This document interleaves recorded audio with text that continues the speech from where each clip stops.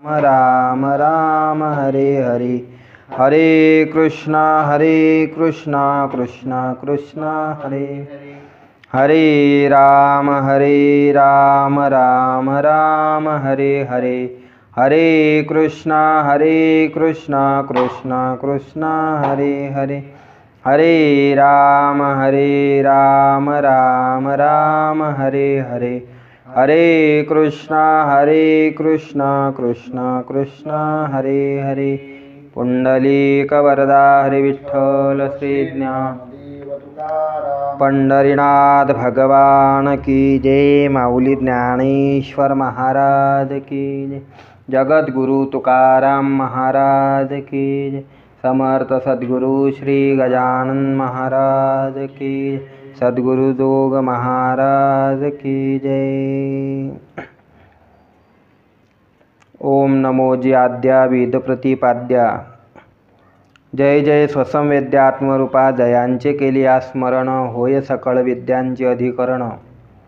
तेचे वंदो श्रीचरण, श्री गुरूंचे ते नमस्कारोनी आता। शरच्चंद्रबिंबाननं चारुहासं, लसत्कुंडलाकांत गंडस्थलांगम। जपारागबिंबाधरं कंजनेत्रं, परब्रह्मलिंगं भजे पांडुरंगम। संपाद्य ज्ञानं च विदाय भक्तिं, विलोकितो येन समाधिराजः। वैराग्यवन्तं सुविचारयुक्तं, नमामि जोगं शिरसा गुरुं तं। विनायकं गुरुं नौमि साखरे नाम विश्रुतं, येषां चरणसान्निध्या जीवा मुक्ता भवन्ति। साकरे वंशविख्यातं ज्ञानदानपरायणं, विनायकं गुरुर्वन्दे भवबन्धविमुक्तये। माऊली ज्ञानेश्वर महाराज की जय। कुलक्षये प्रणश्यन्ति कुलधर्माः सनातनाः, धर्मे नष्टे कुलं कृष्णमधर्मो भिभवत्युत। चालू असलेल्या या ज्ञानेश्वरी चिंतनामध्ये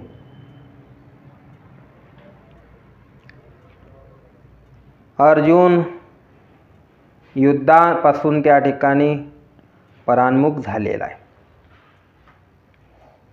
युद्ध केल्यानं कशा प्रकारे मला पाप लागेल असं अर्जुन त्या ठिकाणी देवाला पटवून देत आहे, पटवून सांगत आहे।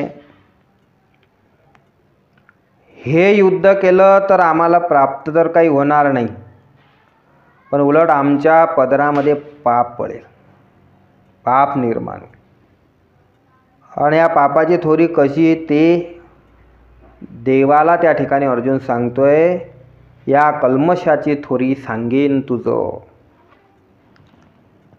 म्हणजे या पापाची जी थोरी आहे, हे पाप जे आहे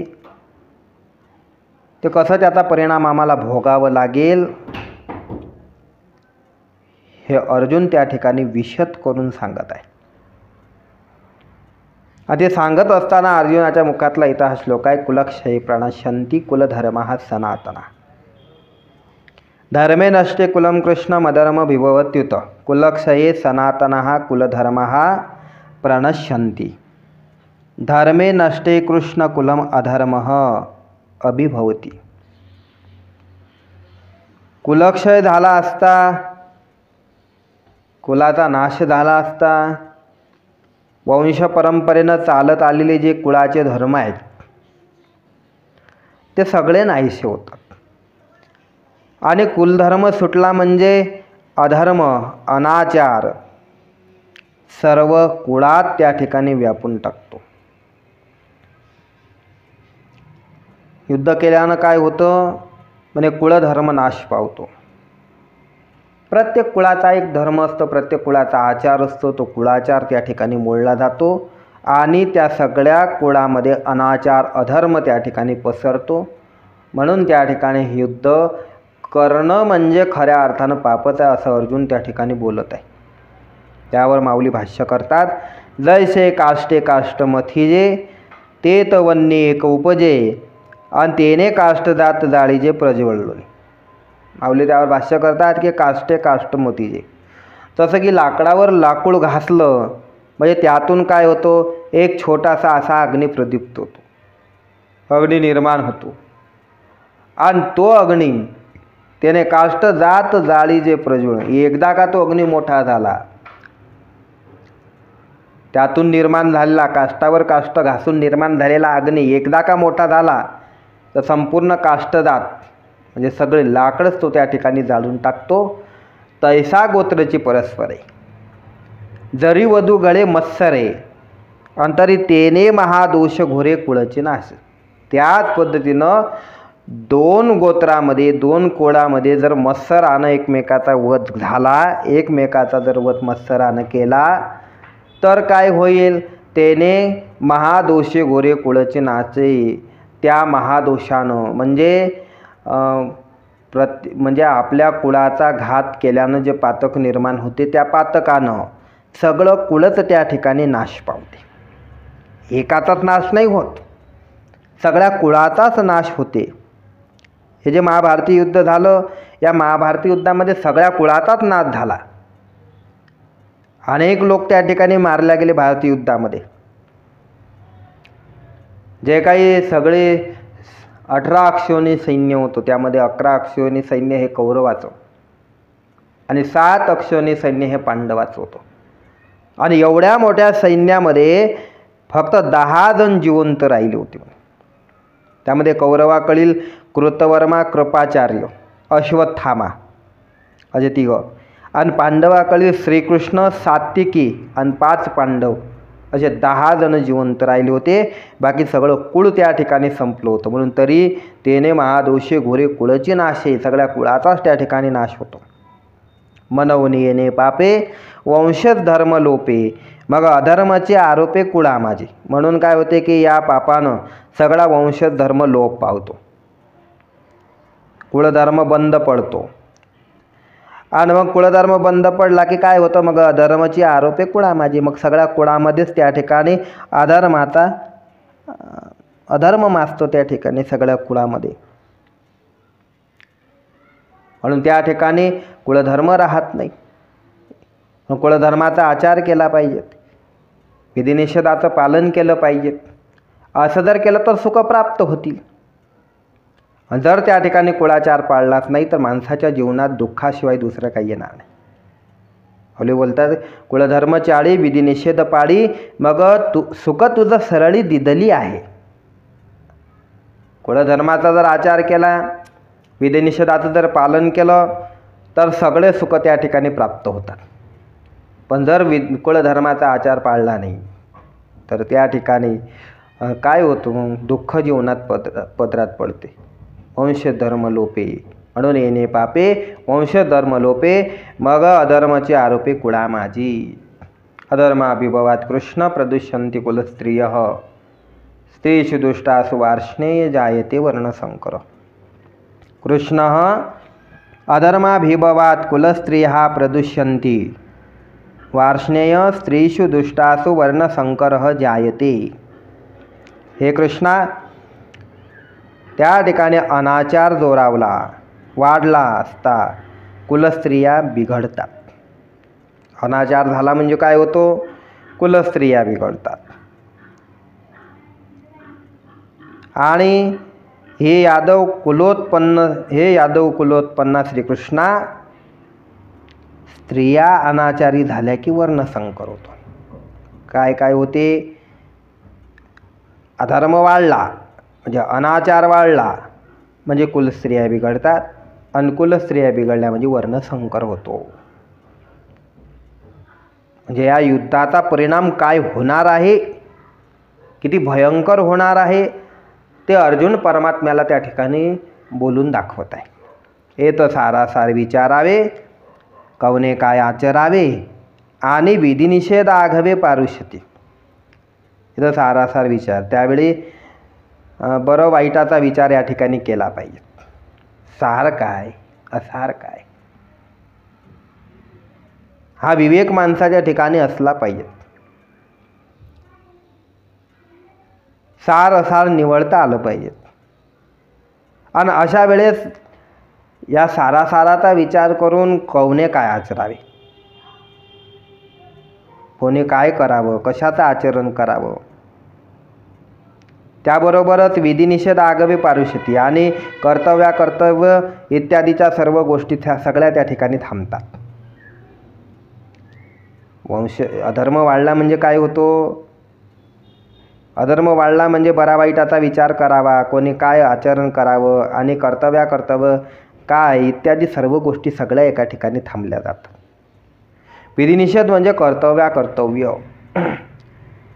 विधिनिषेध म्हणजे वेदानुमोदित विहित कर्मास विधी अथवा धर्म असं म्हटलेलं आहे. जे वेदानं करा म्हणून सांगितलं त्याला विधी असं म्हटलेलं आहे. आणि जे वेदानं करा नका म्हणून सांगितलं त्याला निषेध असं म्हटलेलं आहे. म्हणजे विहित कर्म आणि निषिद्ध कर्म, म्हणजे हे विधी निषेध माणसाला कळाले पाहिजे. काय करावं? सत्यम ब्रूयात, धर्मम चर, कलंजम माम भक्षयेत.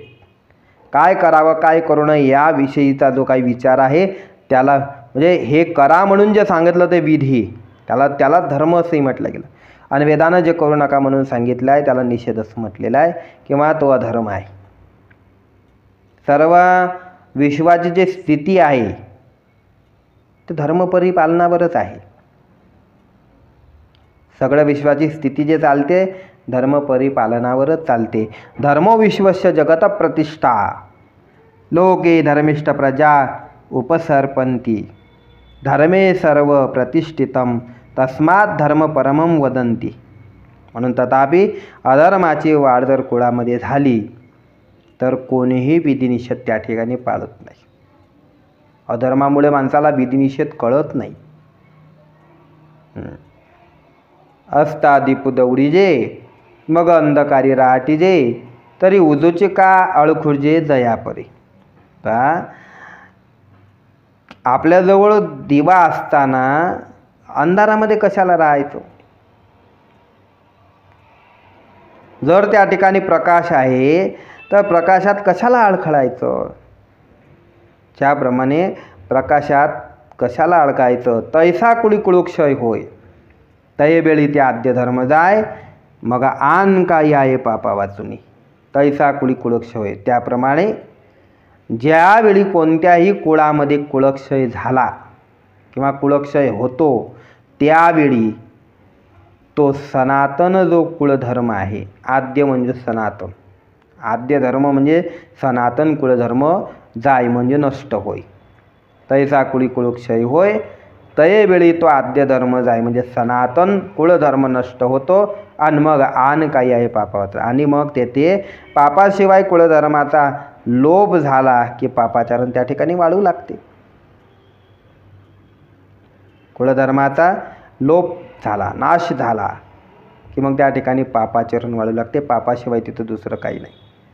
पाप त्याचे नाव न विचारिता नीत भलतेची उन्मत्त करी सदा.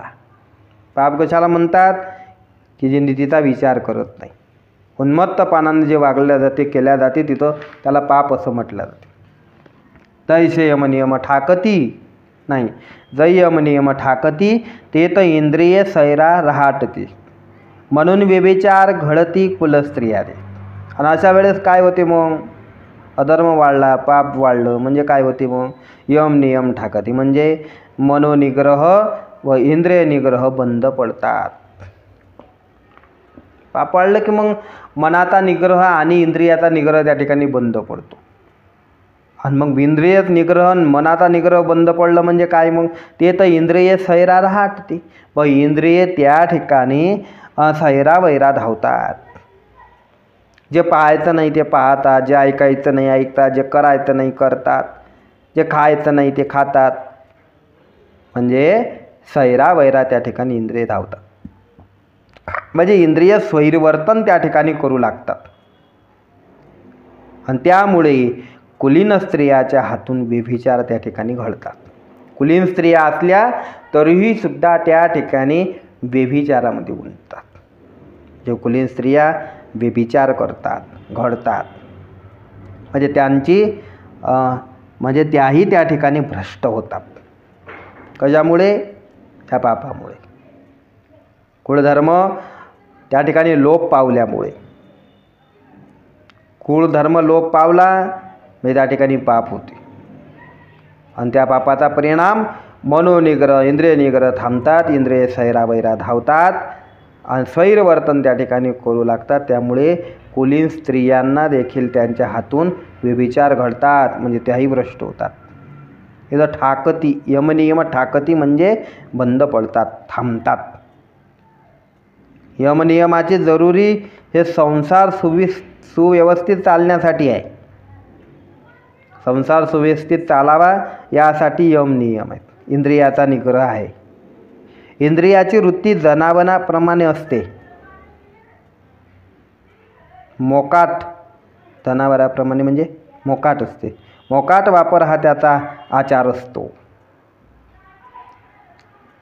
त्याला यमनियमरूपी कुंपणाची आवश्यकता आहे. इंद्रिय म्हणजे कशी राहतात? जनावराप्रमाणे राहतात. मोकाट त्यांचा वापर असतो. पण जर यांना यमनियमाची जर काठी कुंपण लावलं तर त्यांना कुठेतरी आळा बसतो, त्याला आवर घातल्या जाते, सैरावैरा ते धावत नाही. म्हणून या इंद्रियाला आवर घालण्यासाठी जे कुंपणाची गरज आहे. कशाची? जयाती अभ्यासाची घरटी, यमनियमाची ताटी. अभ्यासाच्या घरट आणि यमनियमाची ताटी ह्याची गरज आहे. व्यभिचार म्हणजे परपुरुषागमन. व्यभिचार फार मोठं पाप मानल्या गेलेलं आहे. म्हणजे व्यभिचार म्हणजे महापापासारखं पाप मानलं गेलं आणि त्याचे परिणाम स्वतःसह सगळ्या कुळाला भोगावे लागतात. अंबुला केला जरी धावे मन, बुडती 42 जाती नाक कान असं म्हटलेलं आहे. म्हणून त्या ठिकाणी कुलस्त्रियाही व्यभिचार करायला लागतात जर कुलधर्म नाश पावला तर. काय होते त्याचा परिणाम? उत्तम अधमी संचरती, ऐशे वर्णावर्ण मिसळते, अजेत समूळ उपळती जाती धर्म. उत्तम अधमी संचरती म्हणजे उच्च वर्णाच्या ज्या स्त्रिया आहेत त्या अधमी संचरती म्हणजे नीचाशी म्हणजे नीच वर्णाच्या पुरुषाची व्यवहार करतात. व असे उच्च नीच वर्ण एकमेकात मिसळतात आणि वर्ण संकर त्या ठिकाणी होतो. त्यावेळी सर्व जाती धर्म मुळापासून असे उखडले जातात. उत्तम कुळातली स्त्री आणि नीच कुळातला पुरुष त्या ठिकाणी जर एकत्र आले तर त्यापासून होणारी जी संतती आहे, त्याचं कुळ कोणतं, याचं कुळ कोणतं, म्हणून त्या ठिकाणी सगळे कुळधर्मच त्या ठिकाणी उखडून टाकल्या जातात. म्हणून त्या ठिकाणी सारा हा वर्णसंकर होतो. मिसळणे म्हणजे एकरूप होणे, मिश्र होणे. वर्णावर्ण मिसळती म्हणजे वर्णसंकर होतो. म्हणजे प्रतिलोम विवाह इत्यादी अनिष्ट घटना घडतात. प्रतिलोम अनुलोम प्रतिलोम अशा ज्या हे विवाह आहेत तसे यातून घडतात. म्हणजे आई उच्च वर्णाची बाप नीच वर्णाचा आहे, कधी कधी बाप उच्च वर्णाचा माय नीच वर्णाची, अशापासून झालेली संतती. आणि म्हणून त्या ठिकाणी कुठल्याही प्रकारचा कुळधर्म त्या ठिकाणी राहत नाही. दैशे चोहटाची बळी पाविजे सैरा कावळी, तैशी महापापे कुळी प्रवेशती. दैशी चोहटाची बळी ज्याप्रमाणे चव्हाट्यावर ठेवलेल्या बळीवर पाविजे सैरा कावळी, कावळे जसं चारी बाजूंनी येऊन पडतात, तैशी महापापे कुळी प्रवेश, त्याप्रमाणे मोठी मोठी पापे अशा कुळामध्ये शिरतात. जसं कावळे बळीवर येऊन येतात त्याचप्रमाणे सगळे पापे त्या कुळामध्ये येऊन शिरतात. संकरो नरकायैव कुलज्ञानां कुलस्य च पतन्ति पितरो हेषां लुप्तपिंडोदक क्रिया. याचा अन्वय आहे संकरः कुलज्ञानां च कुलस्य नरकाय एव च लुप्तपिंडोदक क्रिया येषां पितरहि पतन्ति. वर्णसंकर कुलघातकांना आणि कुलाला नरकातच त्या ठिकाणी टाकण्याचं कारण आहे किंवा कारण होतो. वर्णसंकर कुलघातकांना म्हणजे कुलाचा घात करणाऱ्यांना आणि कुलघातकांना आणि त्याच्या कुलाला नरकातच टाकण्याला कारण होतं. पिंडदान तर्पणादी क्रियाचा त्या ठिकाणी लोप होतो आणि तो लोप झाल्यामुळे त्यांचे पितरही सुद्धा त्या ठिकाणी पतन पावतात. म्हणजे कुळाचा घात करणारा तर त्या ठिकाणी पातकी ठरतोच, पतनाला जातोच, त्याचं कुळही पतनाला जातं आणि त्याचे पितरही सुद्धा पतनाला जातात. का? कारण पिंडदानासारखं कर्म, तर्पणासारखं कर्म, क्रिया या सगळ्याचा लोप त्या ठिकाणी होतात. मग तया कुळाशे का आणि कुलघातका एर एरा नरका जाण्याती. मग तया कुळाशे का, मग त्या संपूर्ण कुळाला आणि कुलघातका म्हणजे कुळघातक्यांना एर एरा नरका जाण्याती, अशा दोघांनाही नरकाला जावं लागते. कारण या वर्णाचा बाप आणि त्या वर्णाची माय म्हटल्यानंतर त्यापासून निर्माण झालेलं पोरग कोणत्या वर्णाच्या पितरांना त्या ठिकाणी पिंडदान करेल,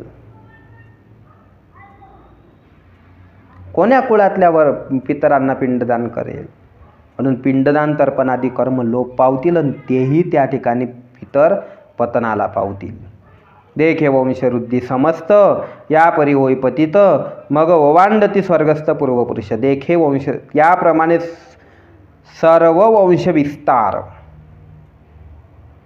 भ्रष्ट होऊन जातो आणि मग त्यातील जे स्वर्गस्थ पुरुष आहे, म्हणजे स्वर्गाला गेलेले पुरुष आहे, स्वर्गवासी जे पूर्वज आहे, तेही पृथ्वीवर परत येतात. मग ओवांडती स्वर्गस्थ पूर्वपुरुष, म्हणजे ओवांडती म्हणजे परत फिरतात, परत येतात किंवा उलट वळतात.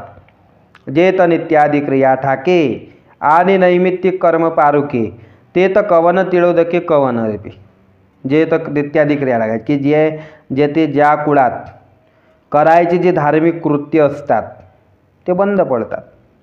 नित्यक्रिया असतात काही आणि काही नैमित्तिक कर्म असतात. नित्यकर्म आणि नैमित्तिक कर्म हे दोन्ही ज्या ठिकाणी बंद पडतात, धार्मिक कृत्य बंद पडतात, प्रसंगी विशेष करायचे जे कामे तेही खुंटतात. मग ते तर कवन तिळोदके कवन, अशा जर त्या ठिकाणी अशा वेळेस ह्या क्रिया ज्या वेळेस थांबतात, खुंटतात, ते कोण कोणाला तिलोदक देणार. नित्यादी क्रिया म्हणजे नित्यकर्म, काही कर्म रोज करावी लागतात. ती जर केली नाही तर अकरण्याचा प्रत्यय व्हायला लागतो. आणि अशा नित्यकर्मात संध्या येते, पूजा येते, पंचयज्ञ, पंचयज्ञामध्ये एक भूतयज्ञ आहे, मनुष्ययज्ञ आहे, पितृयज्ञ आहे, देवयज्ञ आहे आणि ब्रह्मयज्ञ. नैमित्तिक कर्म म्हणजे प्रासंगिक कर्म, चंद्र सूर्यादी ग्रहणे, येऊनी करते पार्वणे, माता पितर मरणे, अंकित दिवस, हे नैमित्तिक कर्म. म्हणजे चंद्र सूर्यग्रहण ग्रहणाच्या वेळी करायची, जपादी कर्म, उपासना किंवा पुत्रप्राप्तीनंतर जात कर्मादी कर्मे इत्यादी. तिलोदक म्हणजे श्राद्ध विधी समयी देवाच्या नावाने देण्यात येणारे योदक, पितराच्या नावात देण्यात येणारे तिलोदक इत्यादी. असे तिलोदक दिल्याने पुण्यांश भोगायस मिळते. मग अशा वेळेस हे जर नित्यक्रिया ठाकली, नैमित्तिक क्रिया जर थांबलं, तर अशा वेळेस कोण कोणाला तिलोदक देईल बरं. कारण नैमित्तिक कर्मामध्ये मुळणारं जे संध्या तिलोदक हे त्यामध्येच येणार आहे आणि तेच बंद पडलं तर ते तर कवन तिलोदक हे कवन रेपी. म्हणून त्या ठिकाणी कोणी कोणाला तिलोदक देणार नाही. तरी पितर काय करती, कैशनी स्वर्गी वस्ती, म्हणून ते हे ती कुळापाशी. तरी पितर काय करते, मग पितर काय करणार अशा वेळेस, ते स्वर्गात कसे राहणार. मग तेही सुद्धा या कुळाजवळ येतात, म्हणून तेही देखील आपल्या कुळापाशी म्हणजे नरकात येतात. दैसा नखाग्रे व्याळू लागे, तो शिखांत व्यापी वेगे, ते बी आब्रह्म कुळ आगवे आपलं विजय. दैसा नखाग्रे व्याळू लागे, जसं ज्याप्रमाणे नखाच्या टोकाला साप चावला की त्याचं विष हे झपाट्याने सगळ्या अंगामध्ये शिरते, म्हणजे झपाट्याने शेंडीपर्यंत, मेंदूपर्यंत पसरते. हा त्याप्रमाणे कुलवधाने उत्पन्न झालेल्या पापाने सत्य लोकापर्यंत गेलेले जे कुळ ते बुळवल्या जाते. कुळात उत्पन्न झालेलं जे पाप असते त्या पाप एवढं पसरते ते की जसं नखाला लागलेला सापानं नखाच्या जवळ दंश केला की शेंडीपर्यंत वीज जाते, तसं एकदा कुळात पापानं प्रवेश केला की सत्यलोकापर्यंत जरी कुळ आता त्या ठिकाणी कुळ गेलेलं असलं तरी सत्यलोकापर्यंत गेलेलं ते कुळ सगळंच्या सगळं खाली पतनाला येते, म्हणजे नरकात येते. आ ब्रह्म म्हणजे ब्रह्मदेवा पावेतो, हा ब्रह्मकुळ आगवे. हा ब्रह्म म्हणजे ब्रह्मदेवा पावेतो किंवा ब्रह्मलोकापर्यंत सत्यलोकापर्यंत गेलेलं ते कुळ परत त्याला नरकामध्ये यावं लागते. दोषैरहितै कुलज्ञानं वर्णसंकरकारकहि उत्साद्यंच जाती धर्मा कुलधर्माश्च शाश्वतः. याचा अन्वय असा आहे, एते वर्णसंकरकारकहि दोषै कुलज्ञानां शाश्वतां कुलधर्माच जातिधर्मः उत्साद्यन्ते. या वर्णसंकरकारक दोषांनी कुलघातक्यांचे सनातन कुलधर्म आणि जातधर्म नष्ट होऊन जातात. वर्णसंकरकारक दोष म्हणजे वर्णसंकरापासून होणारे जे दोष आहे त्या दोषांनी कुलघातक्याचे सगळे जे काही आद्यधर्म म्हणजे कुलधर्म, सनातन कुलधर्म किंवा जातीधर्म नष्ट होऊन जातात. कुलधर्म आणि जातीधर्म म्हणजे काय? कुलधर्म कशाला म्हणतात? एकाच जातीतील एकाच कुलातील जी स्वतःची वेगळी ओळख, एकाच जातीतील एकाच कुलाची जी स्वतःची वेगळी ओळख, परंपरा, रीतिरिवाज, आचरण, मान मर्यादा असतात त्या सर्वांना कुलाचे कुलधर्म असं म्हणतात. आणि जातीधर्म म्हणजे एकाच जातीमधील त्या संपूर्ण कुलसमुदायाचे जे धर्म असतात त्या सर्वांना जातीधर्म म्हणतात किंवा वर्णधर्म म्हणतात. कुलधर्माचं किंवा जातीधर्माचं व्यवस्थित आचरण त्या कुलसमुदायाकडून झालं नाही तर त्या कुलसमुदायाकडून ते जर झालं नाही तर ते नष्ट होतात. उत्सन्न कुलधर्माणां मनुष्याणां जनार्दन नरके नियतं वासो भवतीत्यनुशुश्रम. दानवसा जनार्दन उत्सन्न कुलधर्माणां मनुष्याणां अनियतं नरके वासः भवति इति अनुशुश्रुम. हे जनार्दन, कुलधर्माचा नाश झालेल्या मनुष्यांना अनंत काळपर्यंत नरकवास भोगावा लागतो असं आम्ही ऐकलं आहे. कुलधर्माचा नाश, ज्याच्या कुलधर्माचा नाश झाला त्या माणसाला अनंत काळपर्यंत नरकात राहावं लागतं. भगवंताने मनुष्याला बुद्धी दिलेली आहे आणि अंतकरणाच्या निश्चयात्मक वृत्तीस बुद्धी म्हटलेलं आहे. अंतकरण हे अंतकरणाचे 4 भाग आहेत. एक मन, दुसरं बुद्धी, तिसरं चित्त आणि अहंकार. ज्या वेळेस ते मनन करते त्यावेळेस ते मन असते, निश्चय करते त्यावेळेस ते बुद्धी असते, चिंतन करते त्यावेळेस ते चित्त असते आणि जे मीपणाचा अभिमान ज्यावेळेस ते धारण करते त्यावेळेस ते अहंकार असते. म्हणजे हे अंतकरणाचे 4 भाग आहेत. म्हणून निश्चयात्मक वृत्तीस बुद्धी असं म्हटलेलं आहे. निश्चयात्मिका बुद्धी. संकल्प विकल्प करते त्यावेळेस ते मन, संकल्प विकल्पात्मक चंचल वृत्तीला मन म्हटलेलं आहे. ज्या ठिकाणी बुद्धीने केलेला निश्चय मन हा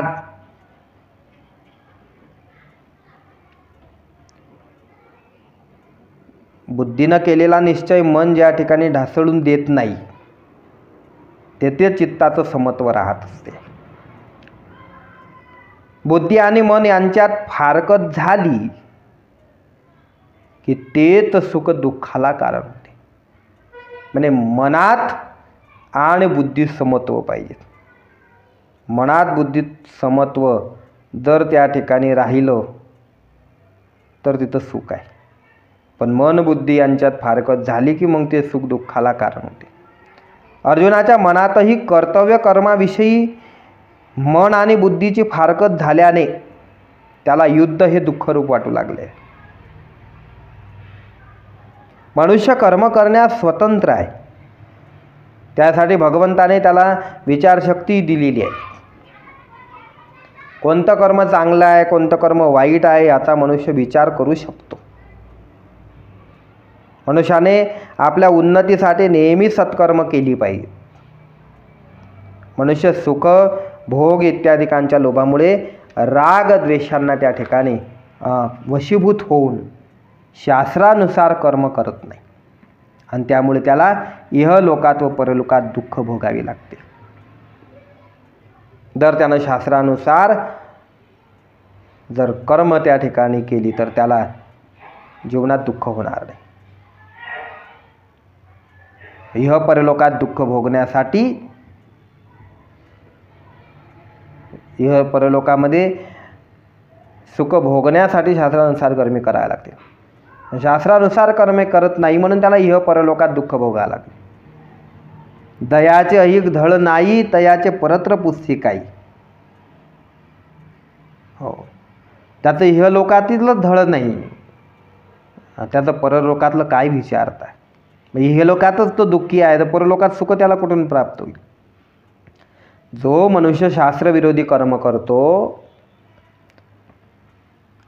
त्याला या लोकात अपमान, निंदा, अपकीर्ती यांना सामोरं जावं लागते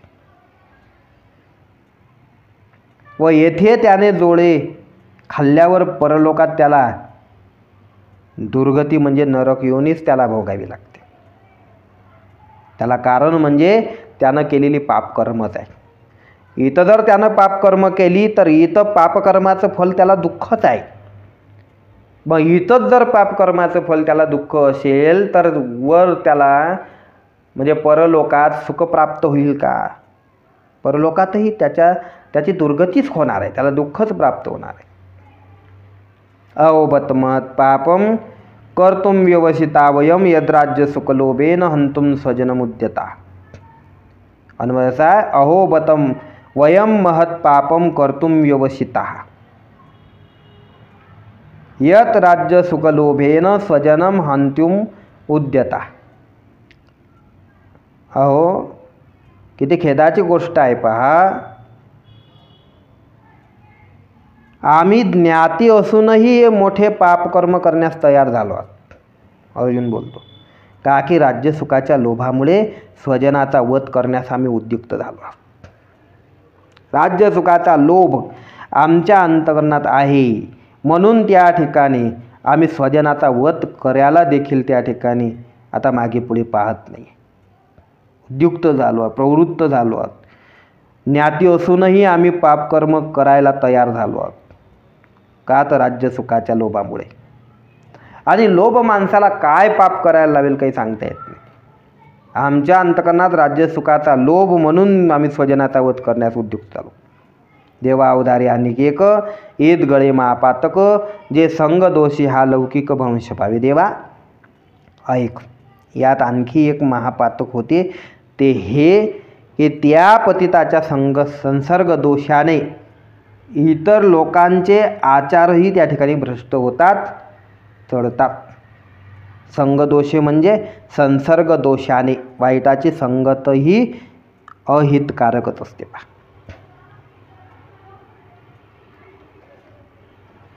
जे संगदोषे लौकिक भ्रंश पावे.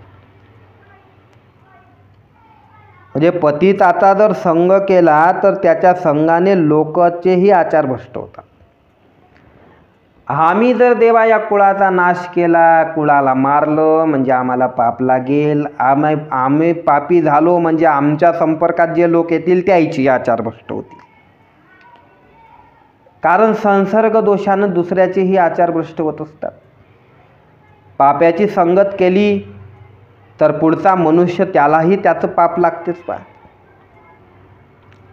कोळशाच्या खाणीत माणूस उतरला आणि कितीही जपून चालला तरीही सुद्धा काळं त्याच्या अंगाला लागल्याशिवाय राहत नाही.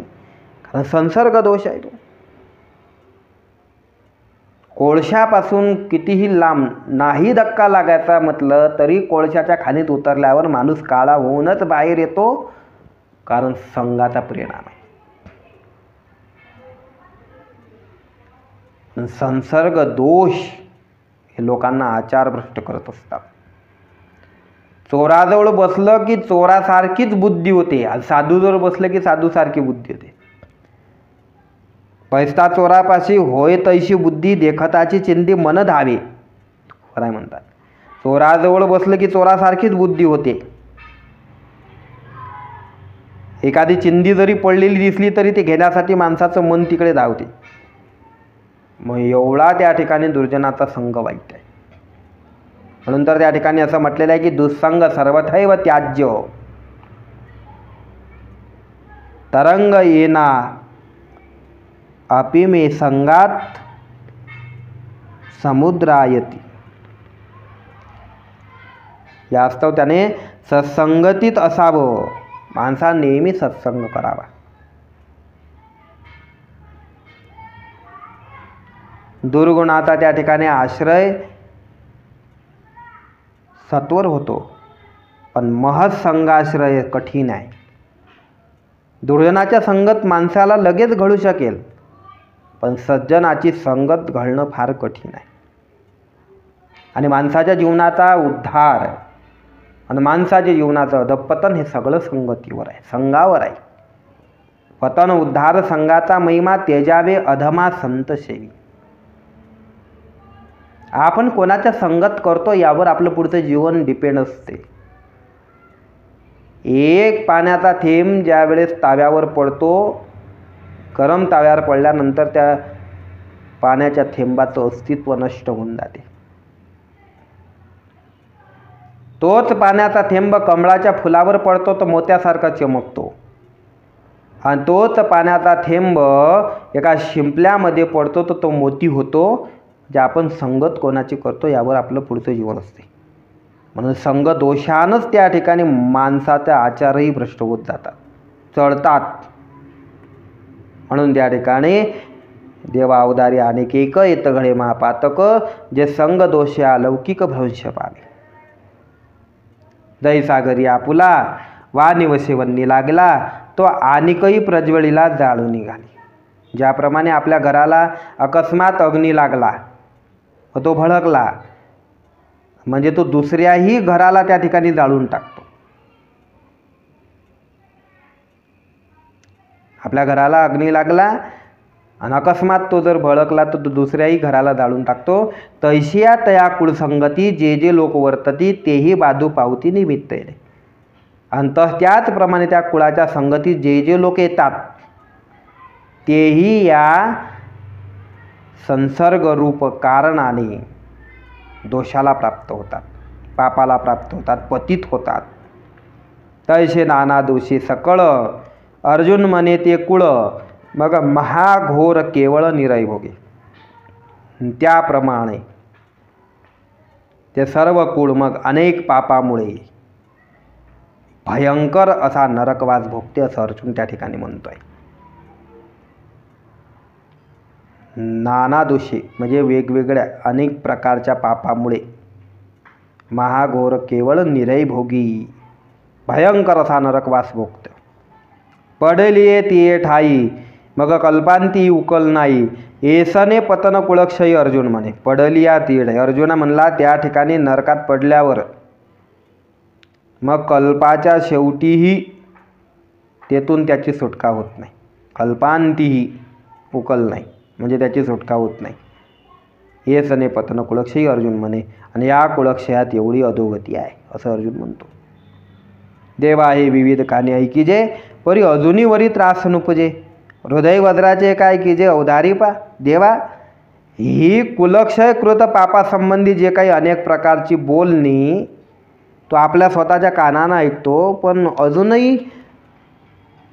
अजूनपर्यंत तुला त्याची शिसारी येत नाही. तुझ्या अंतकरणात त्याच्याविषयी त्रास निर्माण होत नाही. तू आपलं हृदय काय वज्राचं करून ठेवलं का देवा? वज्रासारखं कठोर केलं आहे की काय?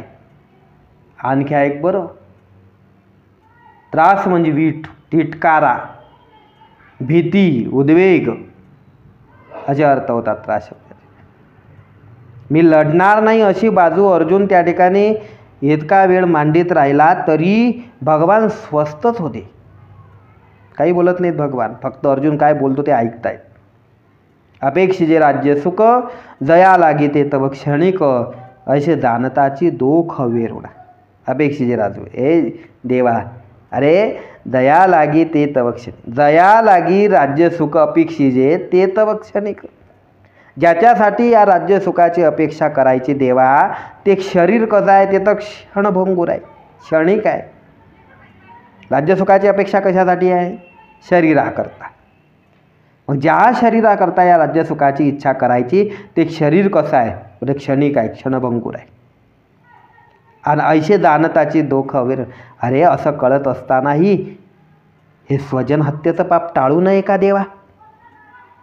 जया लागी म्हणजे ज्याच्यासाठी, ज्या शरीरासाठी राज्यादी भोग मिळवायचे आहेत ते शरीर मुळात क्षणभंगूर आहे. क्षणभंगूर नाही भरोवसा वारे सावध तोळा माया अशा. येथे काही नचले मग गळा पडेल फासा पुढे हुशार थोराय ओळसा. क्षणभंगूर आहे रे. माशी पांख पाखळे तव हे सरे, एवढं क्षणभंगूर आहे. किती माऊली बोलतात, तरी भोग्य जात जे तुले ते एका देहाची या निकिया लागले आणि येत तव असे पडिले काळाची तोंडी. म्हणून आता क्षणभंगूर हे जे शरीर आहे ते क्षणिक आहे माहीत असतानाही आम्ही या स्वजन हत्येचा पाप का टाळू नये देवा? जे हे वडील सकळ आपुले वदावया दिटी सुदले सांग पा काय थे कुले घडले आम्हा. अरे देवा, हे जी सर्व आमची वडील माणसं मारायच्या हेतूने जर आम्ही त्यांच्याकडे दृष्टी घातली, नजर टाकली, हेच आमच्याकडून काय कमी पाप झालं का सांग बरं? यांना मारणं तर दूरच, पण यांना मारण्याच्या हेतूने यांच्याकडे जी आम्ही दृष्टी टाकली हेच काय कमी झाली का सांग बरं? सुदले म्हणजे घालणे. वदावया दिठी सुदले, दिठी म्हणजे दृष्टी, सुदले म्हणजे घातले, थेकुले म्हणजे लहान. सांग पा काय थेकुले, हे का लहान आहे का? छोटा आहे का? कमी आहे का देवाई? कमी पाप आहे. यदि माम प्रतिकारम शस्त्रम शस्त्रपाणया धार्तराष्ट्रने हन्युस्तन्मे क्षेमतरम भवेत. यदि अशस्त्रम अप्रतिकारम माम शस्त्र प्राणयो धार्तराष्ट्राने हन्यू तत् मे क्षेमतरम भवेत.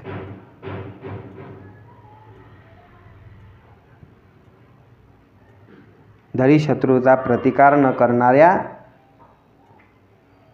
शस्त्र टाकून दिलेल्या मला शस्त्रधारी कौरव रणांगणात ठार मारतील तरी ते मला अधिक कल्याणकारक होईल. अर्जुन बोलतोय की शत्रूचा प्रतिकार न करता मी जर हातातलं शस्त्र टाकून दिलं, असा मी शस्त्र टाकून दिलेला मी आणि शस्त्र हातात घेतलेले ते कौरव, त्यांनी जरी मला रणांगणात मारलं तरी ते कल्याणकारकच होईल, असं अर्जुन बोलत आहे. आता यावरी जे जियावे तयापासून हे बरेवे, जे शस्त्रे सांडून सहावे बाण यांचे. आता यावरी जे आता पा देवा, यांना मारून जे जगायचं त्यापेक्षा हे बरं नाही का की शस्त्र हातातलं टाकून यांचे बाण अंगावर घ्यावे? हे बरं नाही? तयावरी होई जे तुके ते मरणाही वरी निके पर येणे कल्मश चाळ नाही. ये तयावरी होई जितको, त्या जेवढे बाण अंगावर येतील तेवढे नाही. वर मरणही आम्हाला आलं तरी त्या ठिकाणी चांगलंच आहे, पण या पापाची आम्हाला आता इच्छा नाही, चाळ नाही. कशा करता करायचं? ऐसे देखोनी सकळ अर्जुन आपले कुळ मग मने राज्य ते केवळ निरैव. आणि हे सगळं आपलं कुळ पाहून अर्जुन त्या ठिकाणी म्हणू लागला की देवा, हे राज्य नाही, हे केवळ तर नरकातलंच भोग आहे, नरक यातनाच आहे, त्या नको आम्हाला हे राज्य. संजय वाच एव मुक्तार्जुन संकेरतोपस्थ उपाविशत विसृज्य सशरम चापम शोकसंविघ्न मानस. संके शोकसंविघ्न मानस अर्जुन एव मुक्ता सशरम चापम विसृज्य रतोपस्थे उपाविशत. रणभूमीवर याप्रमाणे बोलून शोकाने व्यथित चित्त झालेला अर्जुन धनुष्यबाण टाकून रथाच्या मागील भागात बसला. म्हणजे सैन्य पाहण्यासाठी उभा असलेला अर्जुन तो युद्धविन्मुख झाल्यामुळे खाली बसला. ऐशती अवसरी अर्जुन बोलला समरी, संजय म्हणे अवधारी धृतराष्ट्रे. नसं त्यावेळेला अर्जुन त्या रणांगणावर बोलला. संजय धृतराष्ट्राला असं सांगतोय की त्यावेळेस अर्जुन त्या रणांगणावर काय बोलला. मग अत्यंत उद्वेगला न धरत गईवर आला, तेच उडी घातली खारा रतोनिया. मग अर्जुन अतिशय खिन्न झाला आणि त्याला अनावर असा गईवर आला आणि मग त्याने रथावरून खाली उडी मारली. न धर म्हणजे अनावर, खाला म्हणजे खाली, खाली अशी त्याने त्या ठिकाणी उडी मारली. श्लोकामध्ये असा भाव आहे की त्याने रथामध्ये तो खाली बसला आणि माऊलीने रथातून खाली उडी मारली असं त्या ठिकाणी म्हटलेलं आहे. त्यामध्ये औचित्य आहे. दैसा राजकुमार पदच्युत सर्वता होय उपहत, का रवी ग्राहुग्रस्त कळाहीन. ज्याप्रमाणे अधिकारापासून दूर झालेला राजपुत्र जसा सगळीकडे उपहत होतो, म्हणजे त्याची उपहास केला जातो, म्हणजे निस्तेज होतो. किंवा जसा राहूने ग्रासलेला सूर्य हा तेजहीन होतो. ना तरी महासिद्धी संभ्रमे जिंतिला तापस भ्रमे, मग आकळोनी कामे दिनू की जय. किंवा महासिद्धीच्या मोहाने पछाडलेला जसा तपस्वी हा त्याला भुरळ पडते आणि मग तो कामनेने घेरला जाऊन दुर्बळ बनतो, तैसा तो धनुर्धर. त्याप्रमाणे कशाप्रमाणे राजकुमार पदच्युतो तैसा, किंवा का रवी राहुग्रस्तू कळाहीन तसा, किंवा नातरी महासिद्धी संभ्रमे जिंतेला तापस भ्रमे तसा. त्याप्रमाणे तैसा तो धनुर्धरो अत्यंत दुःखे जर्जरो, आणि दिशेत येत रहवरू तेजिला त्याने. त्याप्रमाणे त्या अर्जुनाने रथाचा त्याग केला तेव्हा तो दुःखाने फार पिडलेला दिसला. मग धनुष्यबाण सांगिले न धरत अश्रुपात आले, ऐश ऐकर आयात येत वर्तले संजय म्हणे. मग त्याने धनुष्यबाण टाकून दिले आणि त्याच्या डोळ्यातून त्या ठिकाणी अनिवार्य असे अश्रू वाहू लागले. आणि ऐश ऐकेर आयात येत वर्तले म्हणून संजय म्हणला राजा ऐक, असं त्यावेळेस त्या ठिकाणी घडलं. आता यावरी तो वैकुंठनाथ देखोनी सकेद पार्थ, कवने परी परमार्थ निरूपिलं. आता यानंतर तो वैकुंठनाथ म्हणजे वैकुंठाचा अधिपती असा तो परमात्मा श्रीकृष्ण परमात्मा अर्जुनाला या दुःख व्याप्त पाहून त्याला देखोनी सकेत बार, सकेत म्हणजे दुःख व्याप्त पाहून त्याला कवने परी परमार्थ निरूपिला, कोण्या प्रकारे परमार्थाचा बोध करील. सकेत म्हणजे विषादयुक्त किंवा दुःखाने व्यापलेला. अर्जुनाला सगळे सोयरे पाहून अत्यंत विषाद निर्माण झाला होता. म्हणून तर या गीतेने या अध्यायाला विषादयोग असं नाव दिलं आहे. आणि या विषादाचे खेदाचे निराकरण केवळ परमार्थाने किंवा अध्यात्मानेच त्या ठिकाणी होऊ शकते. व तेच अध्यात्मज्ञान आता भगवान दुसऱ्या अध्यायामध्ये अर्जुनाला सांगणार आहे. त्यामुळे त्याचा खेद शोक सहज त्या ठिकाणी हरेल. अर्जुनाचा हा जाणावा सकारात्मक देखावा, मग सहजे शोक आगवा हरेल तुझा. ते सविस्तर पुढे ऐकता अतिस कौतुक ऐकता, ज्ञानदेव म्हणे आता निवृत्तीदास. आता ही दुसऱ्या अध्यायापासून पुढे येणारी जी काही सविस्तर कथा आहे ते ऐकावयास मोठी कौतुकास्पद आहे असं निवृत्तीनाथाचे शिष्य श्री ज्ञानेश्वर महाराज त्या ठिकाणी म्हणाले. हरि ओम तत्सदिति. श्रीमद्भगवद्गीतासु उपनिषत्सु ब्रह्मविद्यायां योगशास्त्रे श्रीकृष्णार्जुन संवादे अर्जुन विषाद योगो नाम प्रथमोऽध्यायः. पुंडलीकवरदा हरिविठ्ठल श्री ज्ञानदेव तुकाराम पंढरीनाथ भगवान की जय. माऊली ज्ञानेश्वर महाराज की जय. जगद्गुरु तुकाराम महाराज की जय. समर्थ सद्गुरु श्री गजानन महाराज की जय. सद्गुरु जोग महाराज की जय. आता विश्वात्मके देवे येणे वाग्यज्ञ तोषावे, तोषो निमद द्यावे पसाय दानय. जे खळांची व्यंकटी सांडो तया सत्कर्मी रती वाढो, बोता परस्परे जळो मैत्र जीवांचे दुरितांचे तिमिर दावो. विश्वस्वधर्म सूर्य पावो, जो जे वांछिल तो ते लावो प्राणी जात. वर्षत सकळ मंगळी ईश्वरनिष्ठांची मांड्याळी अनवर्त भूमंडळी भेटतू तयाभूता चला कल्पतरूचे आरव चेतना चिंतामणीचे गाव बोलती जे अर्णव पियुषांचे चंद्रमे जलांछन मार्तंड जे तापहीन ते सर्वाई सदा सज्जन सोयरे होतो किंबहुना सर्व सुखी पूर्ण हो नितिने लोकी भजिजो आदि पुरुषी अखंडित आणि ग्रंथोपजीवे विशेष लोकी दृष्टादृष्ट विजय वा विजेत मनेश विश्वेश्वराव हा होईल दान पसाव येणे वरे ज्ञानदेव सुखिया दहाला येणे वरे ज्ञानदेव सुखिया दहाला येणे वरे ज्ञानदेव सुखिया दहाला माऊली ज्ञानेश्वर महाराज की जय जगद्गुरु तुकाराम महाराज की जय विठ्ठल विठ्ठल विठ्ठल पुंडलिक वरदार विठ्ठल श्री ज्ञानदेव तुकाराम माऊली